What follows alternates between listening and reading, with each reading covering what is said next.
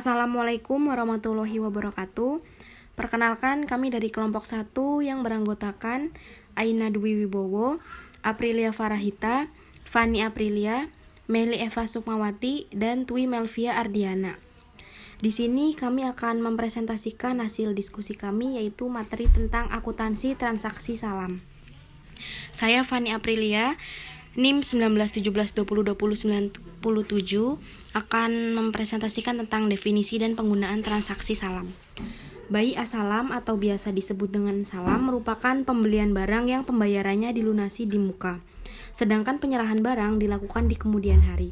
Akad salam ini digunakan untuk memfasilitasi pembelian suatu barang, biasanya barang hasil pertanian yang memerlukan waktu untuk memproduksinya. Adapun salam paralel merupakan jual beli barang yang melibatkan dua transaksi salam. Dalam hal ini, transaksi salam pertama dilakukan antara nasabah dengan bank, sedangkan transaksi salam kedua dilakukan antara bank dengan petani atau pemasok. Penerapan transaksi salam dalam dunia perbankan masih sangat minim. Bahkan sebagian besar bank syariah tidak menawarkan skema transaksi ini. Hal ini dapat dipahami karena persepsi masyarakat yang sangat kuat bahwa bank, termasuk bank syariah, merupakan institusi untuk membantu masyarakat jika mengalami kendala likuiditas. Dengan demikian, ketentuan salam yang mensyaratkan pembayaran di muka merupakan suatu hal yang masih sulit untuk diaplikasikan. Skema transaksi ini tetap potensial dikembangkan di Indonesia, seiring dengan meningkatnya perhatian pemerintah untuk mengembangkan sektor pertanian. Secara khusus, jika pemerintah terlibat dalam upaya mengembangkan kemampuan akses pendanaan petani, penggunaan skema dalam relatif lebih tepat dan lebih menguntungkan dibanding skema lainnya. Keuntungan menggunakan skema salam antara lain, yang pertama ada bagi petani. Skema salam ini dengan pembayaran di muka akan sangat membantu para petani dalam membiayai kebutuhan petani dalam memproduksi barang pertaniannya. Dengan demikian, petani memiliki kesempatan dan dorongan yang lebih besar untuk meningkatkan kapasitas produksinya agar dapat menghasilkan produk pertanian yang lebih banyak, sehingga di samping untuk diserahkan kepada pembeli sebanyak yang sudah ditentukan, juga dapat digunakan untuk diri sendiri atau untuk dijual kepada pihak lain. Yang kedua, bagi pemerintah. Penggunaan skema salam dengan ciri pembayaran di muka akan dapat mempercepat pencapaian target-target pemerintah dalam mendorong peningkatan cadangan pengadaan produk pertanian. Keuntungan lainnya bagi pemerintah adalah dengan tercapainya target cadangan pengadaan produk pertanian dengan dana yang terjangkau, maka akan mempercepat peran serta pemerintah dalam ekspor produk pertanian ke luar negeri yang belakangan ini mengalami kenaikan harga. Yang ketiga, bagi pengusaha. Penggunaan skema salam bagi pengusaha berpotensi meningkatkan efisiensi dan nilai penjualan pengusaha produk pertanian. Pengusaha yang dalam hal ini berperan sebagai penjual produk, baik untuk konsumsi lokal maupun ekspor, akan dapat memiliki produk pertanian dari petani dengan harga yang relatif akan lebih rendah dibanding harga pasar mengingat pembayaran yang dilakukan di muka. Adanya harga pembelian yang relatif lebih murah akan memberikan keuntungan bagi pengusaha untuk memperoleh margin yang menarik. Keuntungan lain bagi pengusaha adalah adanya kepastian memperoleh barang yang diinginkan, sehingga tidak perlu khawatir atas persaingan mendapatkan barang pada saat panen dengan pengusaha lainnya. Yang keempat, bagi bank syariah. Skema salam pada dasarnya sangat menguntungkan bagi bank syariah, mengingat pembeli sudah menyerahkan uangnya terlebih dahulu di muka. Dengan demikian, risiko kegagalan membayar utang tidak ada sama sekali. Walau transaksi ini menimbulkan risiko baru, yaitu kegagalan menyerahkan barang, dengan pengalaman dan jaringan petani yang dimiliki bank, risiko ini mestinya tidak sulit untuk diatasi oleh bank syariah. Yang kedua ada ketentuan syar'i, rukun transaksi dan pengawasan syariah. Landasan syar'i dibolehkannya transaksi salam adalah sebagaimana disebutkan dalam hadis Nabi Muhammad SAW, riwayat Ibnu Abbas, yaitu barang siapa yang melakukan salaf atau salam, hendaknya ia melakukan dengan takaran yang jelas dan timbangan yang jelas pula untuk jangka waktu yang diketahui. Ketentuan syar'i transaksi salam ini diatur dalam Fatwa DSN nomor 5/DSN MUI 4 tahun 2000 tentang jual beli salam. Fatwa tersebut merupakan tentang ketentuan pembayaran barang, salam paralel, waktu penyerahan, dan syarat pembatalan kontrak. Lalu ada rukun transaksi salam. Rukun-rukun salam meliputi yang pertama ada transaktor atau pembeli, bisa disebut juga muslam, dan penjual atau muslam ilaih. Yang B ada objek akad. Objek akad salam ini berupa barang dan harga yang diperjualbelikan dalam transaksi salam. Dan yang ketiga ini ada ijab dan kabul, yang menunjukkan pernyataan kehendak jual beli secara salam, baik berupa ucapan atau perbuatan. Selanjutnya, saya Meli Eva Sukmawati, NIM 19172020279. Saya akan menjelaskan tentang transaktor. Transaktor terdiri atas pembeli atau muslam yang dalam hal ini adalah nasabah dan penjual atau muslam ilaih. Dalam hal ini bank syariah. Kedua transaktor diisyaratkan memiliki kompetensi berupa akil balik dan kemampuan memilih yang optimal seperti tidak gila, tidak sedang dipaksa, dan lain-lain yang sejenis. Adapun untuk transaksi dengan anak kecil dapat dilakukan dengan izin dan pantauan dari walinya.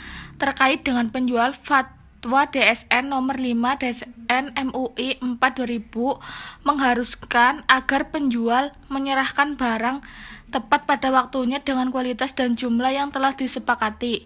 Penjual diperbolehkan menyerahkan barang lebih cepat dari waktu yang disepakati dengan syarat kualitas dan jumlah barang sesuai dengan kesepakatan, dan ia tidak boleh menuntut tambahan harga. Sekiranya penjual menyerahkan barang dengan kualitas yang lebih tinggi, penjual tidak boleh meminta tambahan harga. Akan tetapi, jika penjual menyerahkan barang dengan kualitas yang lebih rendah dan pembeli rela menerimanya, maka ia tidak boleh menuntut pengurangan harga atau diskon jika semua atau sebagian barang tidak tersedia pada waktu penyerahan, atau kualitasnya lebih rendah dan pembeli tidak rela menerimanya, maka pembeli memiliki dua pilihan, yaitu pertama membatalkan kontrak dan meminta kembali uangnya, kedua menunggu sampai barang bersedia. Selanjutnya, objek salam. DSN dalam fatwanya menyatakan bahwa ada beberapa ketentuan yang harus dipenuhi oleh barang yang diperjualbelikan dalam transaksi salam. Ketentuan tersebut antara lain: yang pertama, harus jelas ciri-cirinya dan dapat diakui sebagai utang. Yang kedua, harus dapat dijelaskan spesifikasinya. Yang ketiga, penyerahannya dilakukan kemudian. Yang keempat, waktu dan tempat penyerahan barang harus ditetapkan berdasarkan kesepakatan. Yang kelima, pembeli tidak boleh menjual barang sebelum menerimanya. Yang keenam, tidak boleh menukar barang kecuali dengan barang sejenis sesuai kesepakatan. Terkait dengan alat pembayaran, DSN mensyaratkan alat bayar harus diketahui jumlah dan bentuknya. Alat bayar bisa berupa uang, barang, atau manfaat. Pembayaran harus dilakukan pada saat kontrak disepakati. Pembayaran itu sendiri tidak boleh dalam bentuk pembebasan utang. Selanjutnya, ijab dan kabul. Ijab dan kabul dalam salam adalah pernyataan dari kedua belah pihak yang berkontrak dengan cara penawaran dari penjual atau bank syariah dan penerimaan yang dinyatakan oleh pembeli atau nasabah. Pelafalan perjanjian dapat dilakukan dengan lisan, isyarat, atau bagi yang tidak bisa bicara.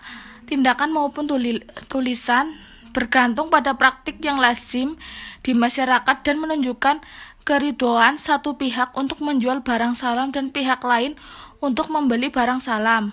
Dalam fatwanya, DSN menyatakan bahwa sepanjang disepakati oleh kedua belah pihak dan tidak dipandang merugikan kedua belah pihak, kesepakatan salam dapat dibatalkan. Pembatalan ini sangat mungkin terjadi pada saat pihak penjual gagal menghasilkan barang salam sesuai kriteria yang diinginkan oleh pembeli. Selanjutnya, rukun transaksi salam paralel. Berdasarkan fatwa DSN nomor 5 tahun 2000 disebutkan bahwa akad salam kedua atau antara bank sebagai pembeli dengan petani sebagai penjual harus dilakukan terpisah dari akad pertama. Adapun akad kedua baru dilakukan setelah akad pertama sah. Rukun-rukun yang terdapat pada akad salam pertama juga berlaku pada akad salam kedua. Selanjutnya akan dijelaskan oleh teman saya. Saya Dwi Melvia Ardiana NIM 1917202060 akan menjelaskan materi sebagai berikut. Pengawasan syariah, transaksi salam dan salam paralel. Dalam memastikan kesesuaian praktis jual beli salam dan salam paralel yang dilakukan dengan ketentuan syariah yang ditetapkan oleh DSN, DPS melakukan pengawasan syariah secara periodik. Pengawasan tersebut berdasarkan pedoman yang ditetapkan oleh Bank Indonesia yang dilakukan untuk memastikan barang yang diperjualbelikan tidak diharamkan oleh syariah Islam, memastikan bahwa pembayaran atas barang salam kepada pemasok telah dilakukan di awal kontrak secara tunai sebesar akad salam, meneliti bahwa akad salam telah sesuai dengan fatwa DSN MUI tentang salam dan peraturan Bank Indonesia yang berlaku, meneliti kejelasan akad salam yang dilakukan dalam format salam paralel atau akad salam biasa, meneliti bahwa keuntungan bank syariah atas praktik salam paralel diperoleh dari selisih antara harga beli dari pemasok dengan harga jual kepada nasabah pembeli akhir. Adanya pengawasan syariah yang dilakukan oleh DPS menuntun bank syariah untuk hati-hati dalam melakukan transaksi jual beli salam dengan para nasabah. Di samping itu, bank juga dituntut untuk melakukan tertib administrasi agar berbagai dokumen yang diperlukan DPS dapat tersedia setiap saat dilakukan pengawasan terhadap kesyariahan transaksi salam yang dilakukan.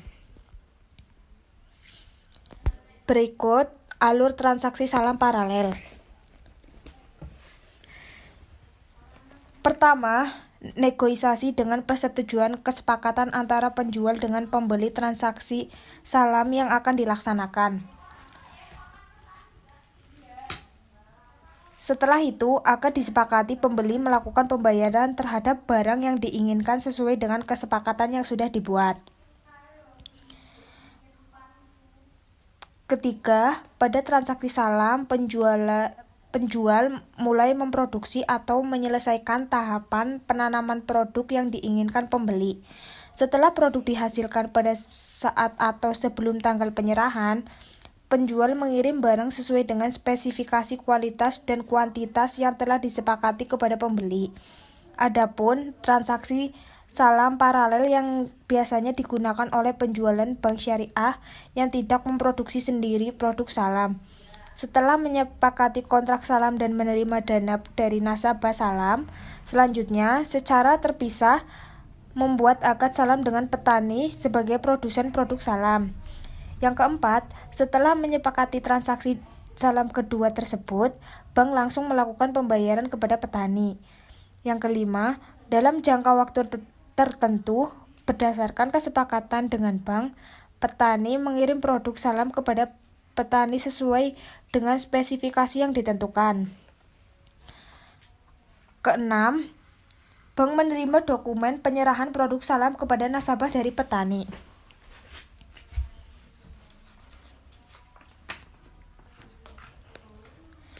Selanjutnya, cakupan standar akuntansi salam dan salam paralel. Akuntansi salam diatur dalam PSAK nomor 103 tentang akuntansi salam. Standar tersebut berisikan tentang pengakuan dan pengukuran, baik sebagai pembeli maupun sebagai penjual. Berbagai hal yang perlu diperhatikan dalam ketentuan pengakuan dan pengukuran salam adalah terkait dengan piutang salam, modal usaha salam, kewajiban salam, penerimaan barang pesanan salam, denda yang diterima oleh pembeli dari penjual yang mampu, tetapi sengaja menunda-nunda penyelesaian kewajibannya serta tentang penilaian persediaan barang pesanan pada periode pelaporan. Konsep dan aplikasi detail standar akuntansi salam dan salam paralel akan dibahas langsung pada sub-sub teknis perhitungan dan penjurnalan transaksi. Saya Aprilia Farahita NIM 1917202072 ingin menjelaskan teknik perhitungan dan penjurnalan transaksi salam bagi bank syariah. Teknik perhitungan transaksi salam.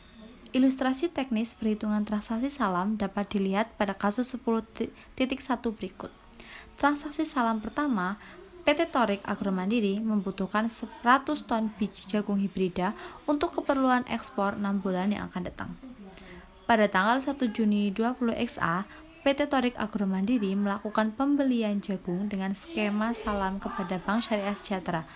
Adapun informasi tentang pembelian tersebut adalah sebagai berikut. Spesifikasi barang: biji jagung manis hibrida kualitas nomor 2. Kuantitasnya 100 ton. Harga 700 juta rupiah. 7 juta per ton. Waktu penyerahan 2 tahap setiap 3 bulan sebanyak 50 ton atau 2 September dan 2 Desember 20 XA. Syarat pembayaran dilunasi pada saat akad ditandatangani. Transaksi salam kedua. Untuk pengadaan produk salam sebagaimana diinginkan oleh PT Torik Agro Mandiri, Bank Syariah selanjutnya pada tanggal 2 Juni 20 XA mengadakan transaksi salam dengan petani yang bergabung dalam KUD Tunas Mulia dengan kesepakatan sebagai berikut. Spesifikasi barang: biji jagung manis hibrida kualitas nomor 2. Kuantitas 100 ton. Harga 650 juta atau 6.500.000 per ton. Penyerahan modal uang tunai sejumlah 650 juta.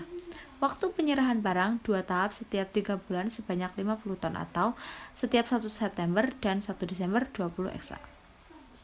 Agunan tanah dan kendaraan senilai 700 juta. Syarat pembayaran dilunasi pada saat akad ditandatangani. Denda kegagalan penyerahan karena kelalaian atau kesenjangan 2% dari produk yang belum diserahkan. Transaksi pada saat akad disepakati. Berdasarkan kasus nomor 10.1 pada saat Bank Syariah melakukan akad salam dengan PT Torik Agro Mandiri atau PT TAM dan menerima dana salam, maka jurnal transaksi tersebut adalah sebagai berikut. Tanggal 1 bulan 6, rekening kas atau rekening pembeli PT TMA bertambah di debit dan utang salam bertambah di kredit. Penyerahan modal salam dari pihak Bank Syariah kepada pemasok atau petani. Misalkan pada tanggal 1 Juni Bank Syariah menyerahkan modal berupa uang tunai sebesar 650 juta rupiah ke rekening KUD di bank, maka jurnal saat penyerahan modal salam oleh Bank Syariah kepada KUD adalah sebagai berikut. Piutang salam bertambah di debit. Kas rekening pembeli PT TMA berkurang di kredit. Saya Aina Dwi Wibowo akan menjelaskan mengenai penerimaan barang pesanan dari pemasok atau petani. Ya, di sini itu ada contoh soalnya. Misalkan pada tanggal 1 September 20 XA dan 1 Desember 20 XA KUD TMA menyerahkan masing-masing 50 ton biji jagung manis hibrid dengan kualitas nomor 2 sebagaimana yang disepakati dalam perjanjian salam. Adapun nilai wajar produk tersebut pada saat penyerahan sama dengan nilai kontrak, yaitu 325 juta. Jurnal untuk saat penyerahan produk salam dari KUD ke Bank Syariah adalah sebagai berikut. Pada tanggal 1 September XA, persediaan produk salam itu bertambah. Mengapa di sini persediaan? Karena barang pesanan yang diterima itu akan diakui sebagai persediaan sesuai dengan PSAK 103 paragraf 16. Persediaan produk salam di sini bertambah itu karena barang pesanannya itu telah diterima oleh bank dari KUD TM-nya. Kemudian piutang salamnya itu berkurang. Piutang itu berkurang di sebelah kredit. Kenapa piutangnya itu berkurang?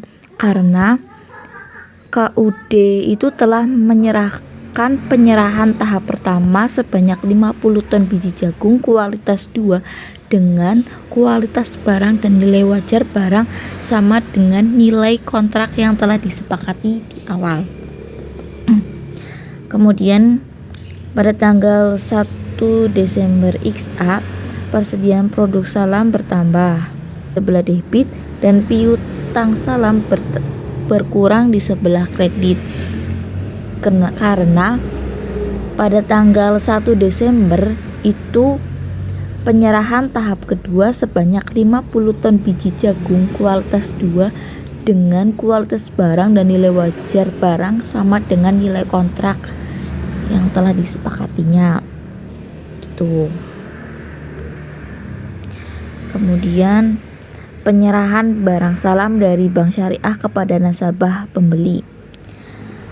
Penyerahan barang salam dari bank syariah kepada nasabah pembeli dapat dilakukan oleh bank syariah sendiri atau langsung dikirimkan oleh pemasok atau petani kepada nasabah pembeli pada tanggal yang telah disepakati oleh bank dengan nasabah pembeli.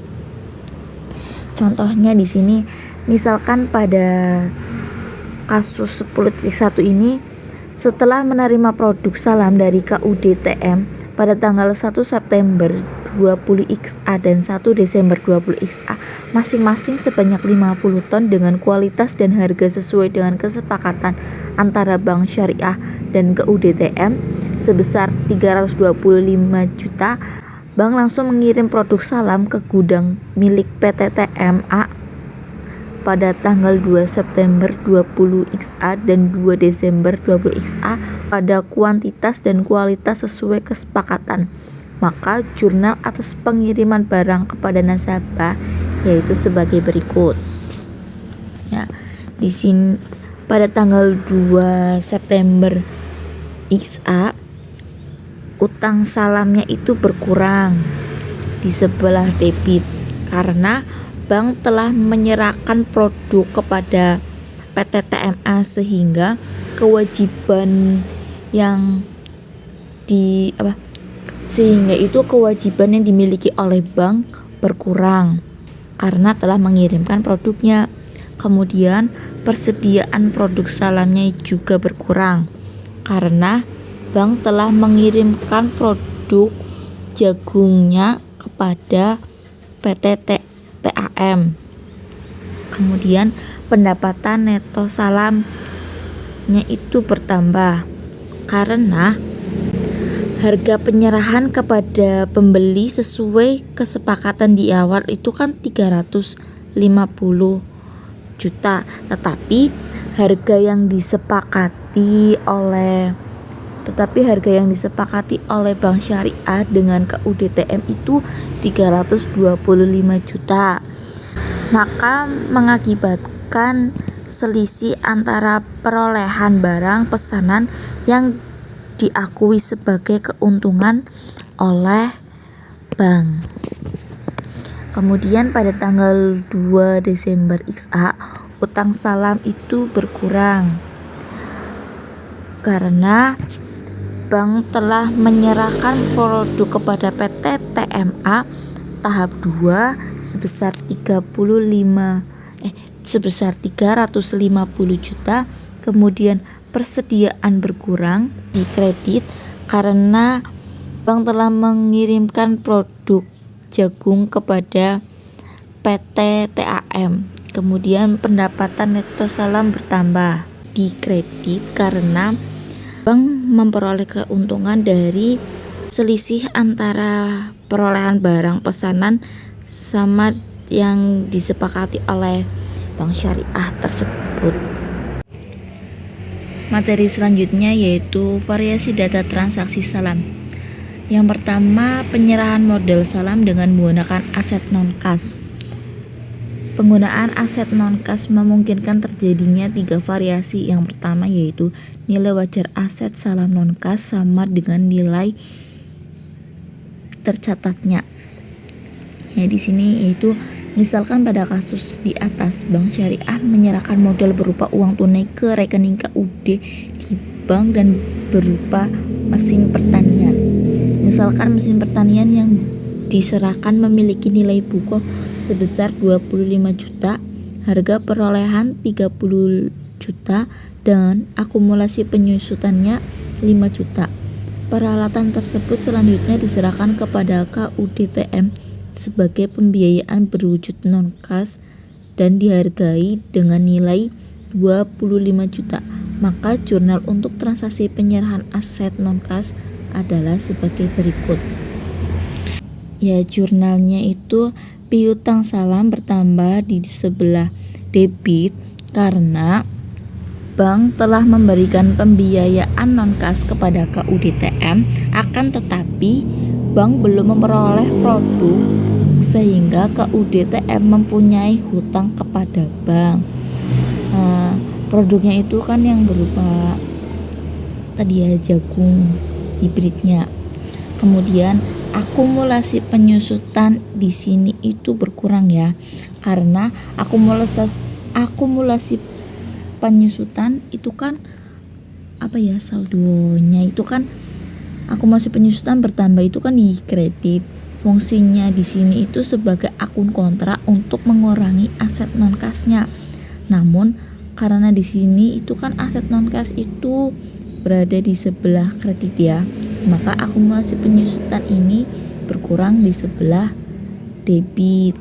Nah, ini kan di sini jurnal selanjutnya itu kan aset salam mesin pertanian berkurang di sebelah kredit, karena bank menyerahkan aset salam non kas berupa mesin kepada KUDTM, sehingga mengakibatkan aset salam yang dimiliki oleh bank itu berkurang sebesar 30 juta. Materi selanjutnya yaitu nilai wajar aset salam non kas sama lebih tinggi dari nilai tercatatnya.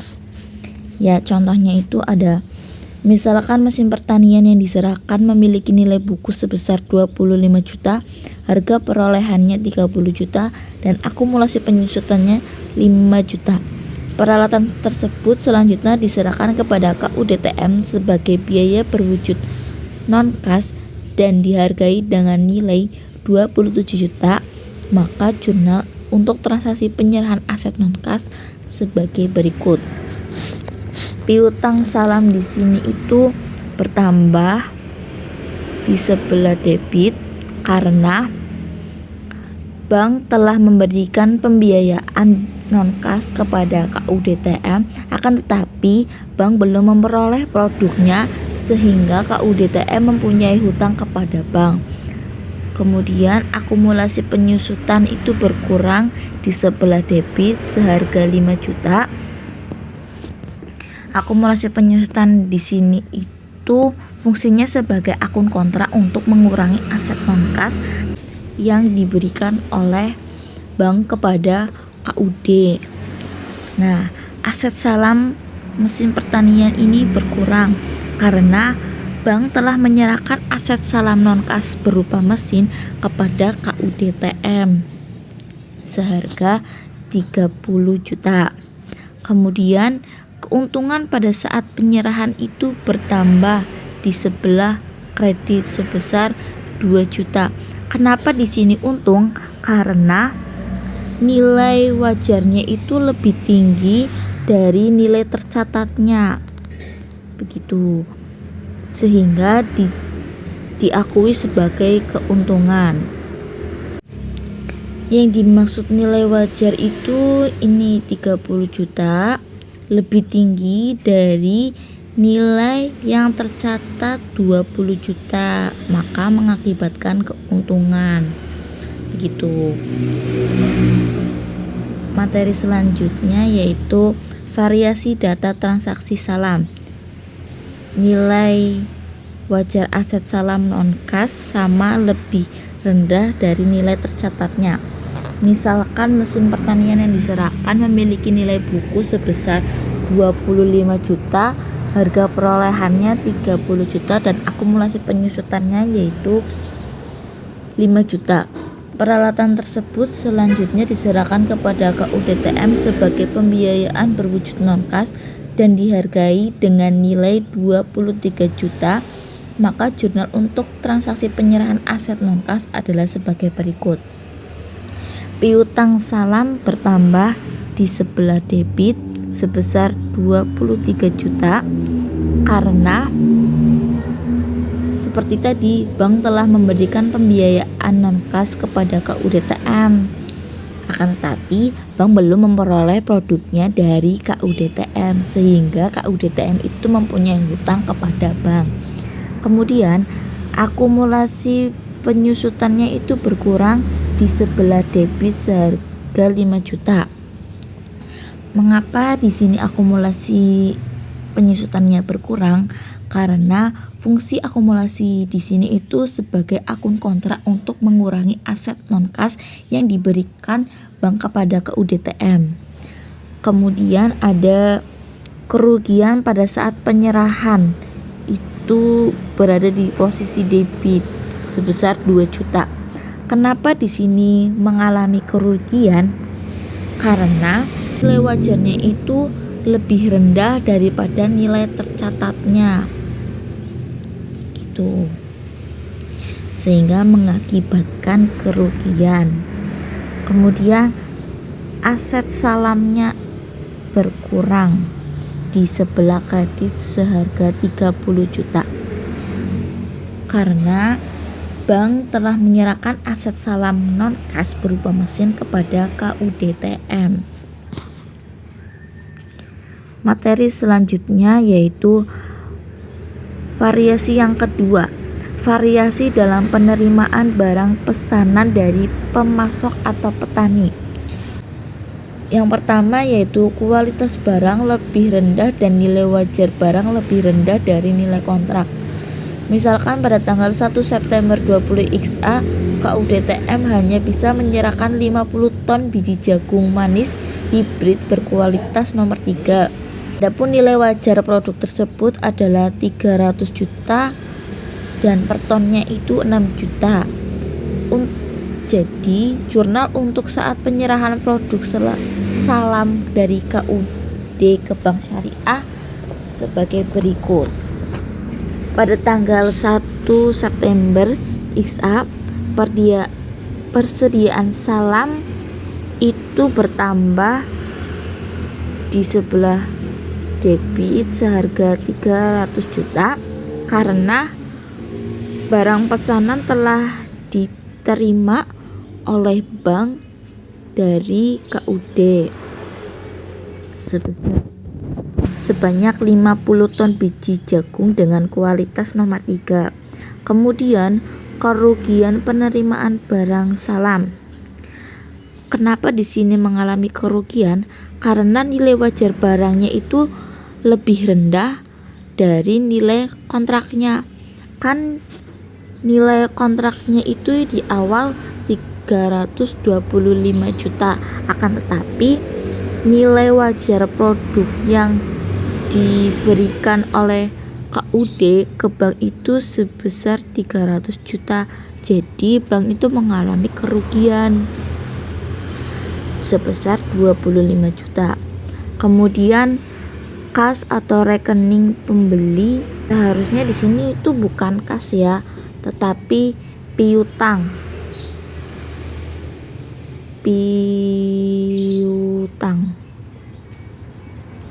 Mengapa piutang?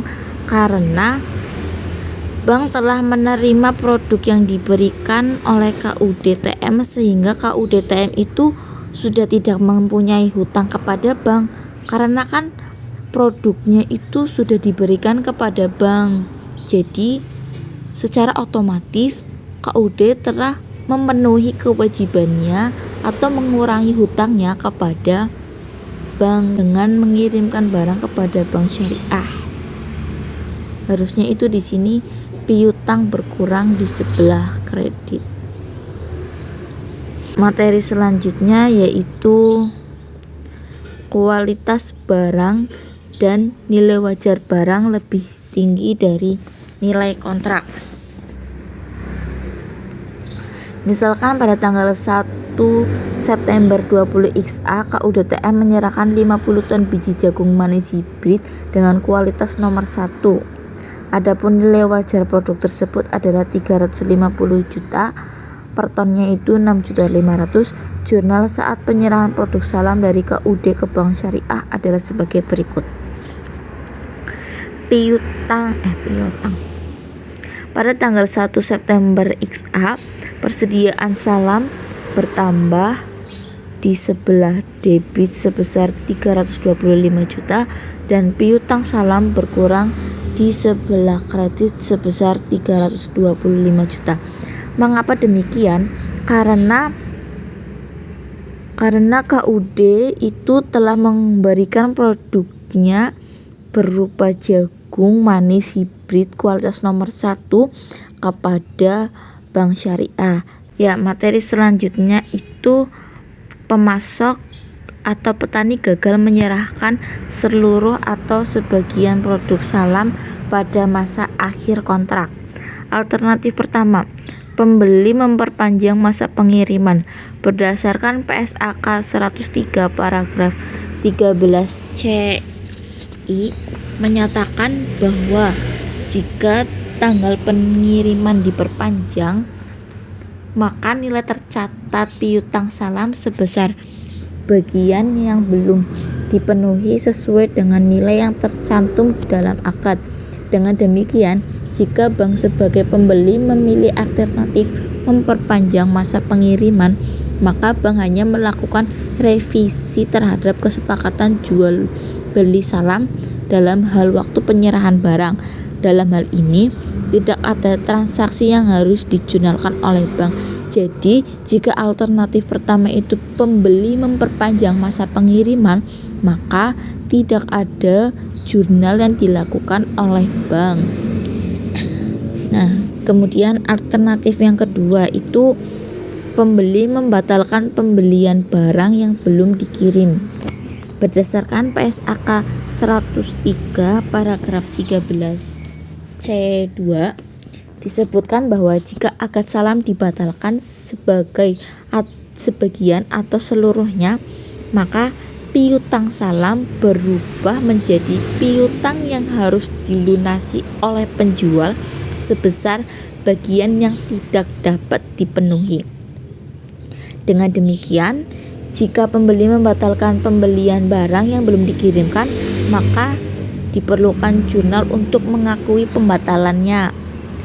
Contohnya itu, KUDTM gagal menyerahkan sisa produk salam yang disepakati dan bank memilih untuk membatalkan pembelian barang yang belum dikirim, maka jurnal untuk mengakui pembatalan tersebut adalah sebagai berikut.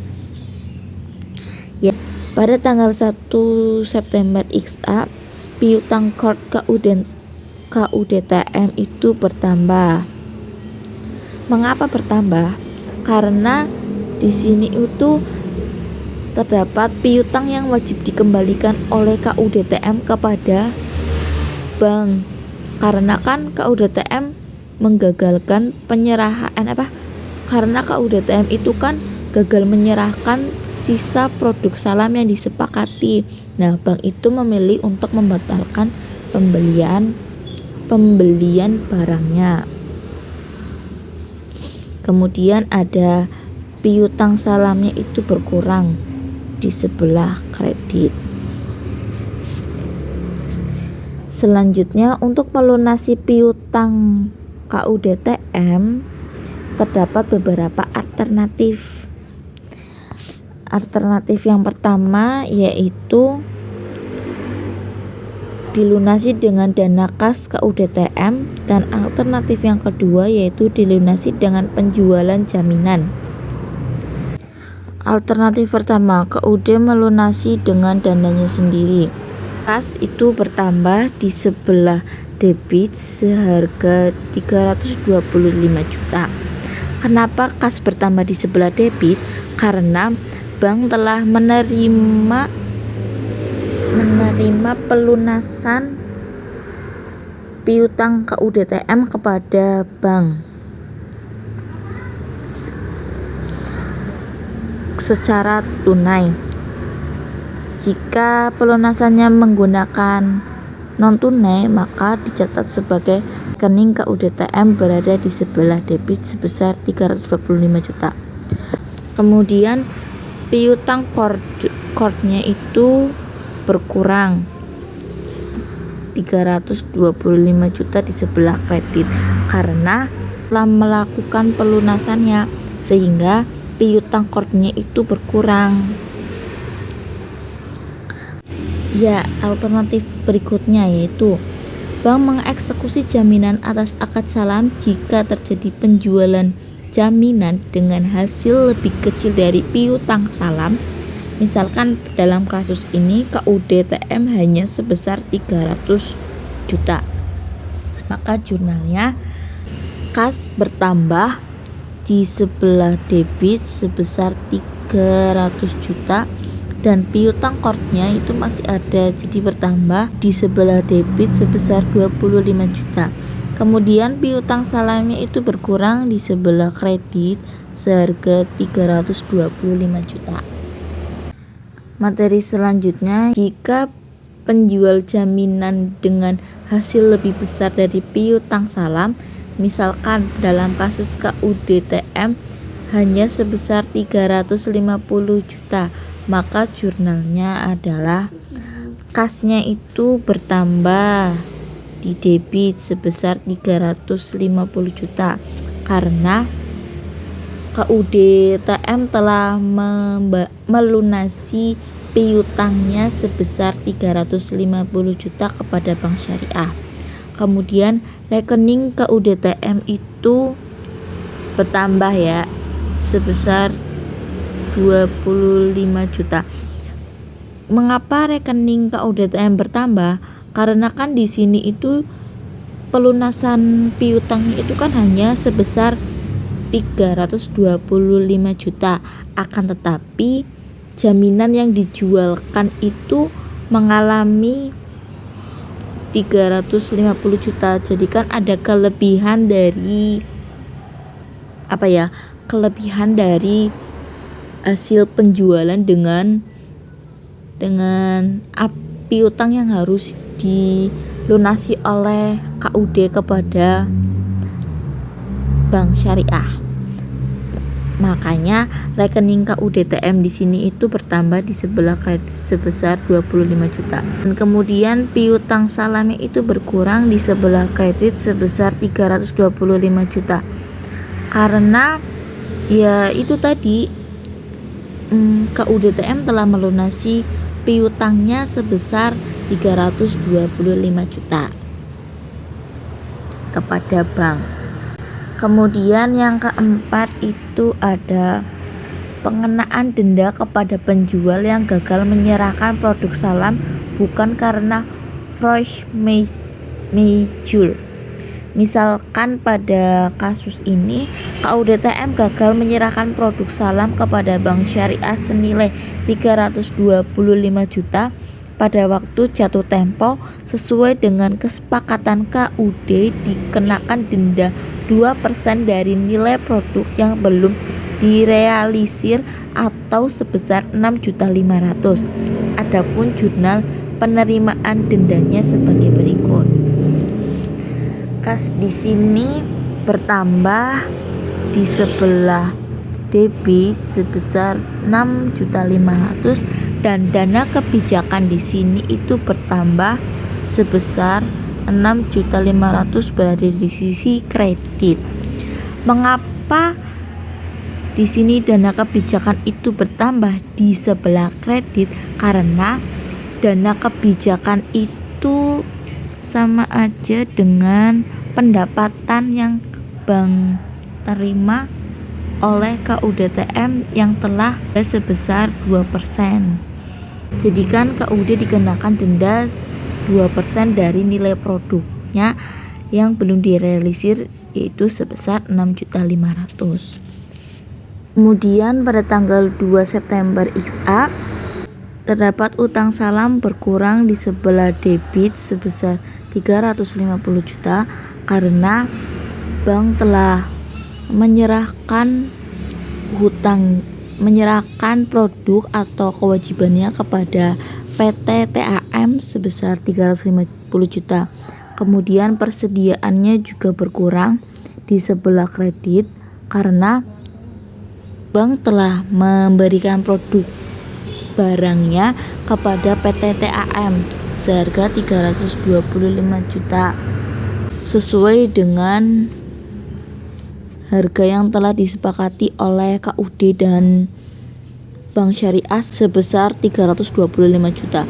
Kemudian bank mengalami pendapatan bertambah di sebelah debit sebesar 25 juta di sebelah kredit.